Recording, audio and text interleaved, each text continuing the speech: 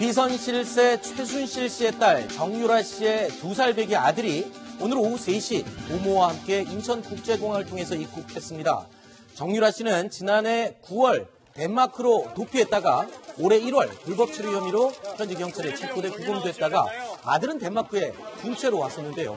자, 오늘 누구와 함께 입국을 했습니까? 부모 말고 또 같이 동행한 사람이 있었죠? 예, 부모와 마필 관리사라고 알려진 남성 이렇게 2명과 함께 정유라 씨의 2살 된 아들이 오늘 인천공항을 통해서 입국을 했습니다. 이들은 덴마크 올보르를 출발해서요, 네덜란드 암스테르담을 거쳐서 국적기를 통해서 국적기를 타고 한국으로 돌아왔습니다. 네. 자, 그런데 정유라 씨의 마필 관리사는 일반 마필 관리사보다 특급 대우를 받고 있다. 이런 내용을 저희 채널A가 과거에 단독으로 보도해드린 적이 있었는데요. 관련 내용 다시 한번 영상으로 확인해 보시겠습니다. 되게 친해요, 둘이. 제가 그래가지고 그냥 유연아는 오빠라고 하죠. 한 명이서 한 6마리, 7마리까지는 보통 가능하죠. 유연이 잡일까지 도와주는 그런 형태인 거고. 돈 많이 받고 갔다는데 한 500만 원씩 받았다. 베테랑인 사람도 250만 원.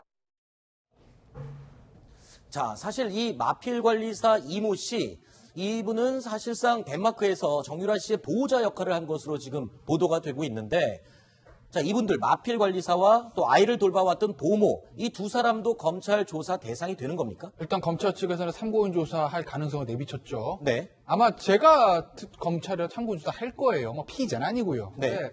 두 가지인데, 일단 이제 보모 같은 경우에는 지금 그 덴마크와 도피하는 과정에서 아이를 키우는데 돈이 많이 들지 않습니까? 네. 더구나 이제 정유라 씨도 구금된 상태에서 그 돈 어디서 났어요? 요거를 물어볼 겁니다. 이건 왜 그러냐면 국정농단 사건과는 조금 별개의 문제인데, 이 최순실 씨 어떤 은닉 재산들, 개인 재산 문제, 이쪽이 네. 개인 범죄인 거죠. 그 은닉 재산을 찾는 단초로서 이 보모에게 무슨 돈으로 어디서 돈을 인출해서 사용했느냐 물을 것이고, 더 중요한 건 사실 마필 관리사입니다. 왜냐하면 마필 관리사가 방금 전에 그런 리포트도 보셨겠지만, 이게 단순히 마필 관리사가 아니라 이 정유라 씨와 굉장히 밀접한 관계, 굉장히 친한 관계고, 돈을 일반적으로 많이 받았다고 하게 된다면 뭔가 중요한 역할을 하지 않았을까? 그러면 말을 관리하면서 이 비덱 스포츠와 코어 스포츠가 어떻게 돌아가는지를 지켜본 곳이 있지 않을까? 네. 그 과정에서 한국에서 삼성을 통해서 들어간 돈이 왜 왔고 무슨 과정으로 왔는지에 대해서 혹시 알고 있지 않을까? 네. 이런 점들에 대해서 검찰이 조사를 할 겁니다. 사실 정유라 씨가 처음에 입국했을 때 기자회견에서 그런 얘기를 했습니다. 덴마크나 독일에서 체류할 때 아이를 돌본 비용들, 이런 돈 문제는 어떻게 했냐 그랬더니 저는 잘 모르겠습니다. 아무것도 모릅니다 했는데, 실제로 아이를 돌보고 있었던 보모와 마필 관리사는 그 돈에 대해서 뭔가 알 수 있을 것 같다. 이런 부분이 추측이 가능할 것 같고요. 자, 그리고요, 이 들어온 2살 배기 정유라 씨의 아들, 자, 어디로 가게 되는 겁니까? 그리고 또 오늘 공항에는 그렇게 아들을 귀하게 여기고 애착이 많았던 정유라 씨 모습을 드러냈습니까? 정유라 씨는 가지 않았죠. 그 강남구 신사동에 있는 미승 빌딩, 네. 최순실 씨 소유 빌딩 아닙니까? 거기에 머물고 있고, 아마 이 아들도 거기로 가지 않을까 네. 싶습니다. 지금 이 미승 빌딩이 지하 2층, 지상 7층 건물인데, 네. 1층에 음식점하고 3층에 마사지숍만 운영이 되고 나머지는 이렇게 비어 있거든요. 네. 그리고 이제 일반인들이 출입을 하기 어렵습니다. 4층부터는 계단도 다 잠겨 있고, 엘리베이터도 지금 4층부터 6층까지는 아예 버튼 자체가 눌러지지가 않는 네. 그러한 상황이기 때문에 이 빌딩 6층과 7층에 주로 이제 장시호 씨가 지금 머물고 있는 것으로 네. 그렇게 알려지고 있어도, 아마 이 아들도 그 엄마가 있는 이 미승 빌딩으로 가서 장시호 네. 씨와 같이 거기서 지내지 않을까, 그렇게 지금 예상이 됩니다. 자, 그런데 정유라 씨의 이제 첫 번째 구속영장은 기각이 됐습니다. 자, 영장 재청구 가능성이 있습니까? 이동영 차장 어떻습니까? 상당히 높다고 좀 저는 생각을 하고 있는데요. 검찰에서 일단 영장이 기각됐긴 하지만 정유라 씨에게 두고 있는 혐의 자체가 가볍지가 않기 때문에 네. 정유라 씨를 구속시키지, 처음 단계에서부터 구속시키지 못한다면 전체적인 사건 윤곽을 전체적인 그림으로 봤을 때 큰 구멍이 나기 때문에 네. 정유라 씨에 대해서는 보강 조사를 거쳐서 영장을 재청구할 것으로 예상을 하고 있습니다. 네. 그런데 또 궁금한 게 있습니다. 지금 2살 배기 아들이 들었다. 2살 배기 아들이 중요한 게 아니라 같이 들어온 보모와 마필 관리사가 포인트인 것 같은데, 자, 그러면은 이 구속영장 재청구에 또는 법적인 위치가 달라질 수도 있습니까? 아들의 입국과? 정유라 씨의 입장이? 정유라 씨 입장이라면 예. 뭘 말씀하시는 거예요? 그러니까 법적인 지위가 달라질 수가 있는 뭐 겁니다. 별 그 영향은 없어요. 아, 그래요? 뭐 예를 들면 뭐 정유라 씨 입장에서 보면 예전이나 지금이나 똑같이 그런 얘기를 할 겁니다.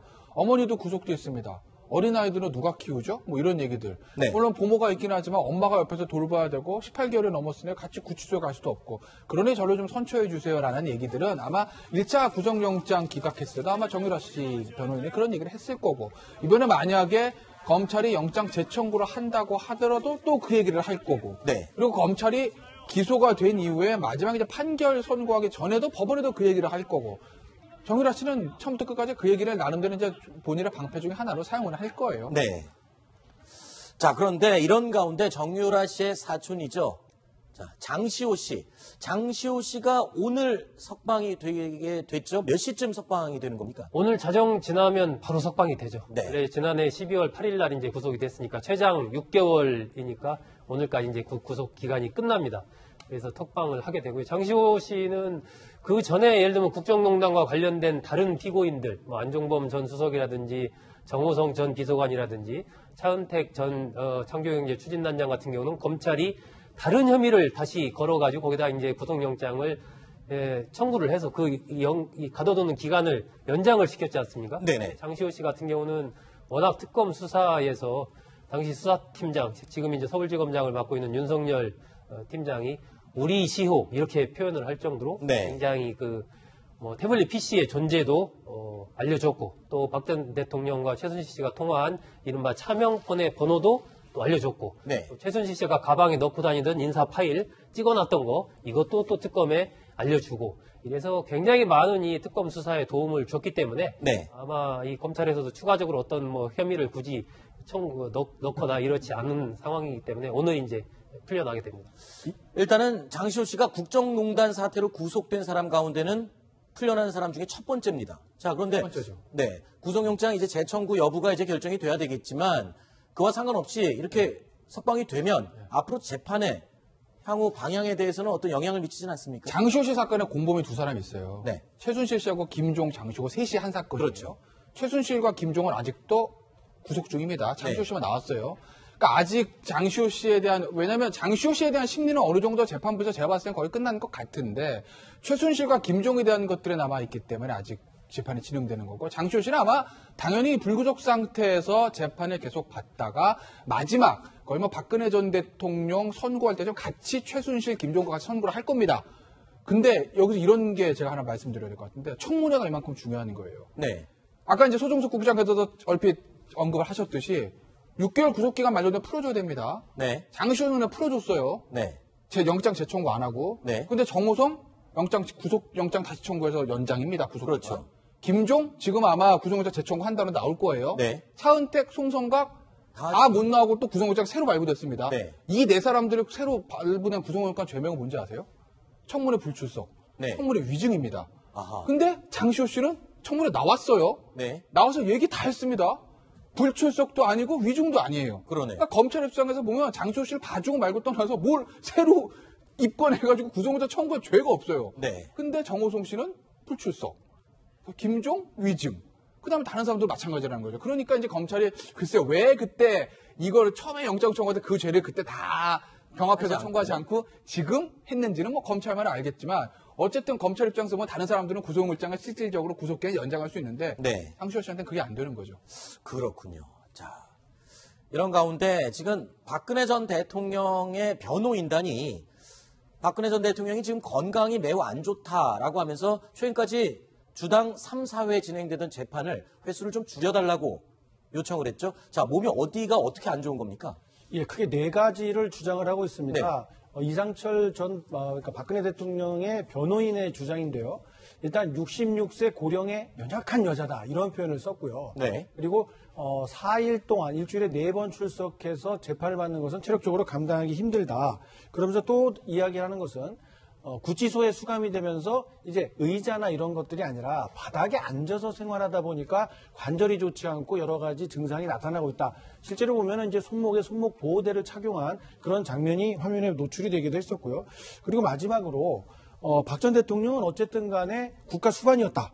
그래서 공과를 떠나서 예우 국가 원수로서 전직 국가원수로서 예우를 받을 수 있는 그런 법률의 대상 적용 혜택을 받는 대상인데 이렇게 좀 과하게 다루고 있는 것 아니냐 이런 항변을 하고 있는 겁니다. 네. 일단은 뭐 박근혜 전 대통령의 건강상의 이유로 횟수를 좀 줄여달라라고 했지만 변호인단 입장에서는 약간의 좀 시간을 벌기 위한 전략일 수도 있다 이런 분석도 있거든요. 그런 측면이 좀 있을 수는 있죠. 왜냐하면 변호인단에 봤을 때 박근혜 전 대통령도 구속기간이 있고 그렇죠. 구속기간이 만료가 다 됐는데 재판이 끝나지 않았다. 그럼 구속기간 만료로 석방할 수밖에 없는 거 아니겠습니까? 네. 물론 검찰이 그때 가서 또 다른 이제 정호성이나 뭐 이런 사람들처럼 박근혜 전 대통령한테 추가 기소해서 연장하는 카드 쓸 수도 있지만 박근혜 전 대통령에 대해서 별개죄를 그때 추가 기소한다는 건 사실 검찰도 부담이거든요. 정호성 씨나 뭐 김종 이런 사람은 좀 다른 상황이니까요. 그래서 저러는 것 같은데 근데 뭐 박근혜 전 대통령 건강에 안 좋아서 체력적으로 사회라는 게 힘에 부치다. 뭐 이해는 갑니다. 네. 그럴 수 있어요. 근데 하나만 말씀드리면 정말 체력적으로 힘든 사람 누군지 아세요? 검찰? 김세용 부장판사. 네, 그렇잖아요. 판사죠. 검사, 변호사 똑같이 재판합니다. 그런데 이 피고인들은 본인 재판하고 집에 구치소 가면 되죠. 이 김세용 부장판사는요. 이 재판뿐만 아니라 줄줄이 있어요. 네. 주 사회가 아니에요. 정말 힘든 사람은 부장판사인데 이 힘든 부장판사도 구속기간 맞추기 위해서 나는 와서 하고 있겠다고 하는데 피고인이 힘들어서 못하겠다고 하면 판사는 무슨 생각들까요? 사실상 검찰에서도 유감을 표시했다고요?